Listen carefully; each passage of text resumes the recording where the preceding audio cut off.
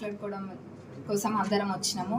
మరి ఇక్కడ గత 10-15 రోజుల నుంచి కూడా నేను అధికారులతోటి మాట్లాడుతున్నా, ఎస్సీ గారితో సిఈ గారితో కంటిన్యూగా మాట్లాడుతూనే ఉన్నా, ఎప్పటికప్పుడు తెలుసుకుంటున్నా.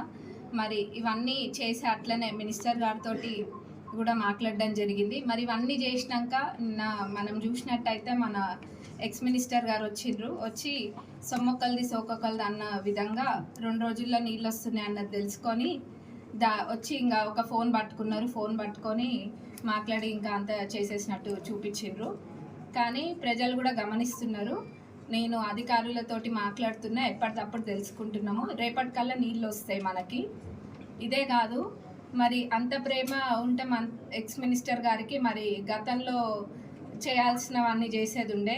ఒకటి గేట్ వేయించేది ఉండే, వాళ్ళు అది నిర్లక్ష్యం చేసిండ్రు. అది నిర్లక్ష్యం చేసి ఇప్పుడు ఆ 4L దగ్గర ప్రాబ్లం అదే వస్తుంది.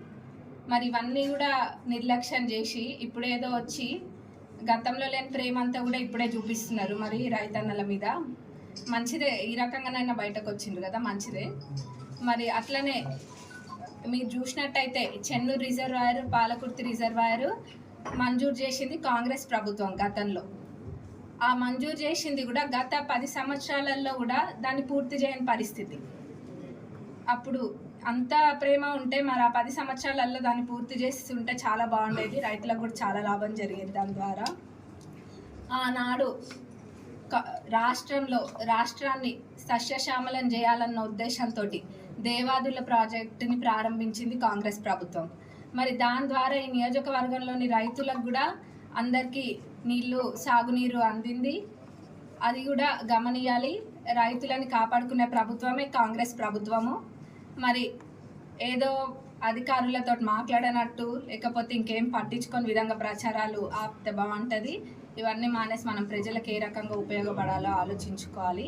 మరి ఎప్పుడు అయినా కానీ కాంగ్రెస్ ప్రభుత్వము రైతన్నలకి అండగా ఉంటుంది. మరి నీళ్ళు కూడా నేను చెప్పిన విధంగా రేపు వస్తున్నాయి.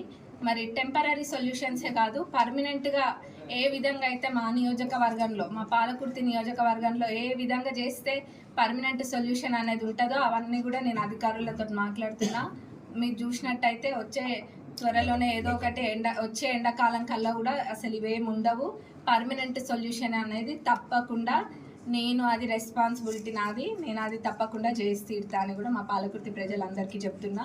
మరి దేవరుప్పల వాళ్ళందరూ కూడా రైతన్నలకి వాళ్ళకి అండగా ఉంటామని కూడా నేను దీని ద్వారా చెప్తున్నా.